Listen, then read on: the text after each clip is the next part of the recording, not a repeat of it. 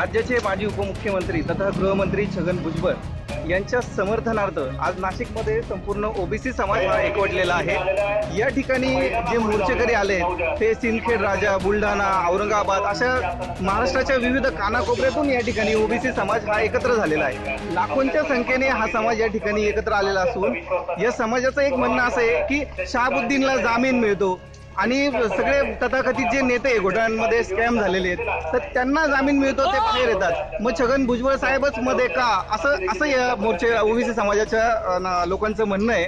आणि त्यातले त्यात आज त्यांचं हे जे लाखोंच्या संख्येने या ठिकाणी एकत्र आलेले आहेत तर या एकत्र येण्यामागे ओबीसी समाजाचं जे काही आरक्षण आहे ते तसंच राहिलं पाहिजे।